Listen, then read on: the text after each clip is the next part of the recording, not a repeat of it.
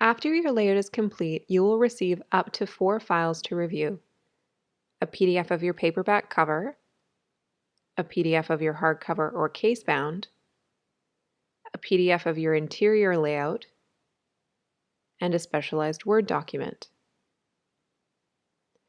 The 3 PDF files will represent the layout and format of your entire book.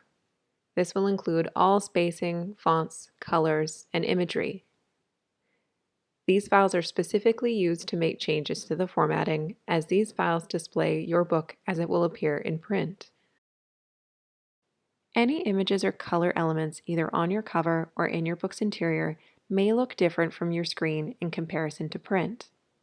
When reviewing your PDF files, you are doing so on a backlit computer screen, which may distort the contrast, saturation, and quality of your images. Ordering a physical proof copy is a great option for any author that simply wants to see their book in hand prior to publication. However, it is highly recommended for any authors with interior images or color interior elements. You will in many cases receive a specialized Word document. This file is specifically used to make text-based changes to the spelling, punctuation, wording, or grammar. This document is not representative of the book's format or of how it will appear in print. It is used as a tool to more easily make changes to your book's text content. If your book's layout is too complex, you will not receive a Word document. This is sometimes the case with children's books, cookbooks, or textbooks, or books that have been laid out with a provided PDF or InDesign file. If you do not receive a Word document, then you will be required to mark up any text changes using the Adobe Reader DC tools as described in later videos. In the Proofing and Revisions section of your Account Center, you will find the files provided by your publishing specialist. You will download each by clicking on the file name. Most computers have a Downloads folder where you're likely to find the documents you have just downloaded. Locate your files and ensure you have one of each of the documents provided by your team. To help keep track of your files, it can help to rename them to something more unique and recognizable, like including the day's date or current to the file name. We also recommend keeping your revisions documents organized in their own folder, either on your desktop or in your documents.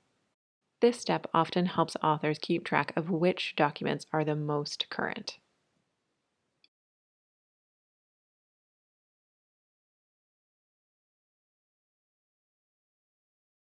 You will be using the program Adobe Reader DC to view and make changes to your PDF files. If you haven't done so already, please download the free Adobe Reader DC program to your computer. As you work through the rest of the steps in this video, please make sure you are saving your files frequently and that you keep track of where your files are saved on your computer. You will mark up your PDF proofs with the sticky note tool to request any changes to spacing or alignment, including spacing between paragraphs or words, margin size or the white space around your content, changes to font type or size, changes in color or to graphics, inserting a new list, making changes to tables, and making changes to images, either inserting, replacing, removing, or adjusting their placement. If you are sending in new images along with your revisions, please upload those to your file manager and reference the file name in your sticky note in the PDF. To learn more about how to download and use Adobe Reader DC, please watch our companion video tutorial under Tools and Tutorials in your Resource Center. Your first step will be to open your files in the correct program. You can do so by right-clicking on the file names, selecting Open With, and clicking Adobe Reader DC. First, we will look at your cover files. Starting with the paperback, you will notice that your covers are arranged with the back cover to the left, the spine in the middle, and the front cover on the right. If your book is relatively short, you may find there is no text on your paperback spine, as it is too narrow to allow for text to safely print. If you have selected a hardcover with a dust jacket, your proof will look like the one shown here. Authors will often choose to use the added space of their dust jacket flaps for their About the Author or testimonials. If you have opted for a case-bound hardcover, your PDF proof will look very similar to your paperback or softcover proof, although you may notice the dimensions of the cover and the spine width are slightly different. As we move to the book's interior PDF file, you will see these are arranged in what are called spreads, meaning facing pages are displayed next to each other with an invisible spine running down the center of each. Displaying your proofs in this fashion allows you to preview what it will be like to flip through your book as if you were turning the pages by hand. To make changes to the cover or interior PDF files, you will be using the sticky note or comment tool in Adobe Reader DC to note what changes you would like the designer to implement for you. It is important the instructions you provide them are specific, clear, and decisive, and that your sticky note is located either on top of or directly next to the area you are referring to. Your designer will follow your directions to the letter, so if your directions are not specific, clear, or decisive, you run the risk of your designer misunderstanding what you have asked for. If you are in doubt, read your instructions aloud to a friend or family member to see if they can understand what you are describing. If you have questions you want to ask your designer, please follow up with your publishing specialist and do not leave questions for your designer in the comments. For a more thorough tutorial on how to use the Adobe Sticky Note tools, please review our companion videos.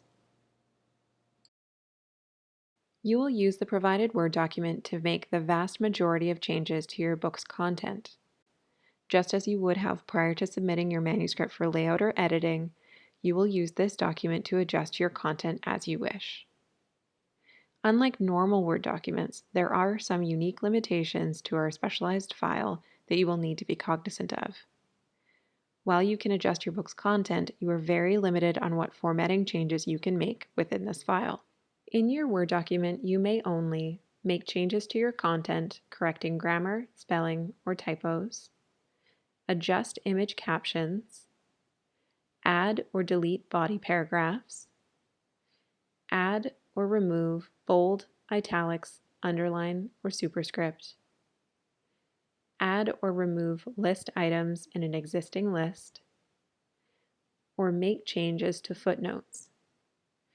Footnotes can only be adjusted in the Word document if they were created live, meaning they were inserted using the word processor's footnote feature.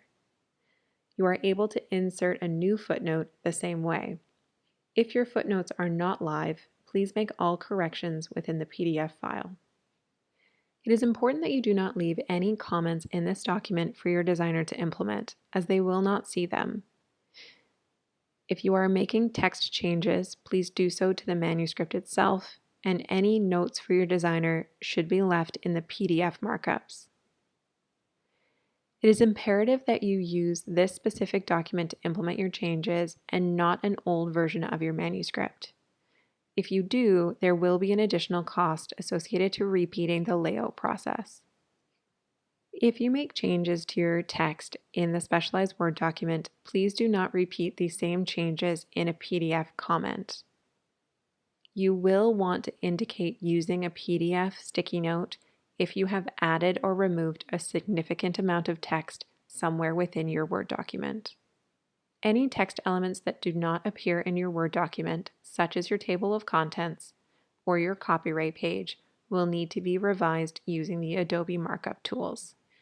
If you have less than 20 simple text-based revisions, you may use the PDF markup tools to request all changes along with your formatting requests rather than using the Word document. Your first step will be to open your file in either Microsoft Word or LibreOffice. Please ensure you do not use any other programs to work with this file. Once open in either LibreOffice or Microsoft Word, simply implement whatever text changes are needed.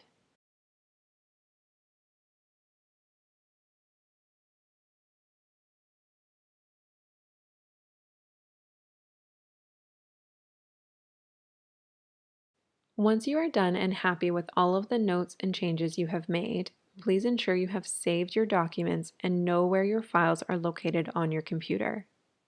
Your next step will be to upload each document to the Proofing and Revisions section of the Author Account Center for your publishing specialist to review. To do this, click the yellow Upload Revised File button next to the corresponding file name and upload the revised file you have saved to your computer. If there are any files left that require no changes to be made, please click the green Approve button next to it. All files must either be approved or have a revised file uploaded to complete your revision submission.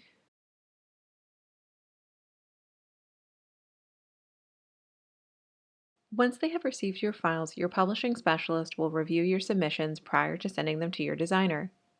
Your designer will then take the time necessary to follow your instructions and implement your updated Word document. That being done, you will receive updated files. If during your second review you find additional items you wish to have adjusted, you can do so in additional revision rounds, either included in your path or available for purchase. One of the many benefits of self-publishing is that you as the author have full creative control over your content. This also means that you are responsible for ensuring that by the end of the design stage, all content of your proofs appear exactly as you would like to see in publication. For that reason, please make sure you are thoroughly reviewing all files and that your notes to your designer are clear and easy to understand. Lastly, as you are working through your revisions, please keep the attached resources and FAQs close, as they will help you ensure your revisions are done correctly. As always, if after reviewing this video and reading through the attached resources, you still have questions, please contact your publishing specialist.